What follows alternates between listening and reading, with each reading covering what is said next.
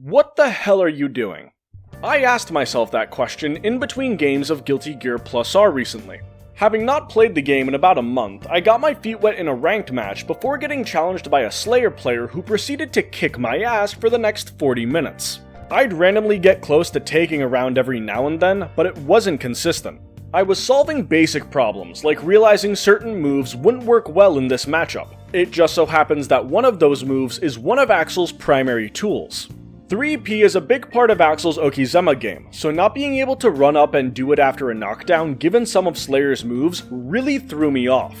In its place, I used Hachisabaku, an armored move Axel has that did decent at countering how Slayer was countering 3P, but it was far from a one-to-one replacement. 3P has a variety of combo routes that go into ways to confuse the opponent, whereas Hachisabaku just knocks them down again. This caused a massive part of how I play Axel to be completely useless in this matchup. Once I was no longer able to spam Hachisabaku and crouching heavy slash, I got destroyed. This led me to asking myself, what the hell are you doing? And by that, I meant, what are you trying to accomplish? Up to that point in the set, I was just trying to do damage. But as the old saying goes, it's not what you do, it's how you do it. And I couldn't explain to myself how I was trying to do damage. This made the question change. Now it was, what is my opponent doing that is preventing me from doing more damage than them? The answer was my lack of an approach. With one of my best moves nullified, how do I approach this matchup now? I can't run my standard sets, so what do? I solved this problem by changing who was leading the discussion. Instead of thinking about what I wanted to do, I started thinking about what my opponent wanted to do, and then tried to come up with a game plan that didn't allow them to do that. In Slayer's case, he wants to get in and bully you. At close range, he's got some fantastic tools that make playing defense against him fucking miserable. So the objective became clear. Forget about running your normal stuff, just prevent him from getting close. If Slayer can't consistently run his close range offense, the game becomes a lot more manageable and potentially swings in Axel's favor. One of Slayer's best ways to dominate space and push you into the corner is Pile Bunker. Pile Bunker has a massive hitbox, and it was beating the hell out of me early on. One of the few times I beat it out before asking myself what I was really trying to do was by using Rensen. It's one of Axel's best moves, and it goes under Pile Bunker. I think the reason I wasn't using it more to start these matches is because I try not to play Axel like a zoner in Plus R. One of my biggest weaknesses when I started learning this game is that I would sit back and throw Rensen like I was playing the version of Axel from Strive, my first Guilty Gear game.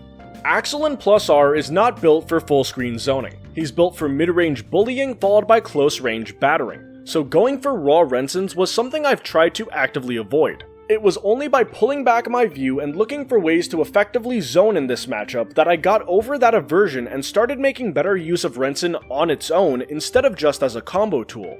If I can nullify Pile Bunker in the same way it nullified 3P, or at least make the move riskier to go for, Slayer no longer has a safe way to dominate space to such an extent.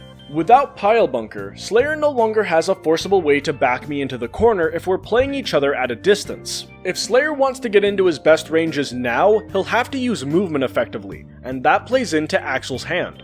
Slayer now needs to cover ground, and Axel has some of the best tools in the game at making that difficult. His trio of anti-air normals make it really dangerous to jump against him, while the combination of Rensen, Crouching Punch, and Crouching Heavy Slash are good at stifling grounded approaches.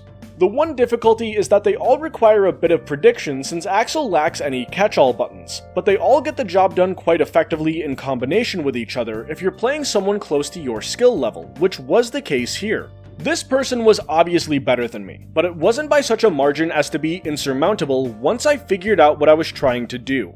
When they did get in, having this game plan on offense made it easier to understand my goals on defense. Just like with stopping approaches, Axel has no catch-all tools when it comes to getting out of pressure.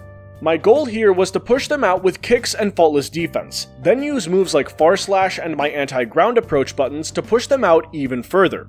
It didn't always go to plan, but it's the intent that matters. I was finally playing with intent, and whether it resulted in success or failure at a given moment, my actions were finally being done with a real purpose in mind.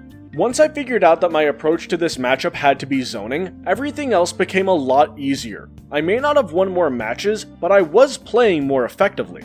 If you're a new fighting game player, look at what happened to me. I played terribly when I didn't have a plan. The games weren't fun and I wasn't really learning anything. Once I came up with a plan, which was as simple as use your furthest reaching buttons to keep them out, I started having way more fun. I started taking in my opponent's actions more efficiently, and I started doing better. Even if it didn't instantly result in me winning more matches, I was improving, and that's what matters in the long run. If you're in a bind, try to look at things from your opponent's perspective. What are they trying to accomplish? The answer to that question can be as simple as figuring out if they want to play you up close or from far away.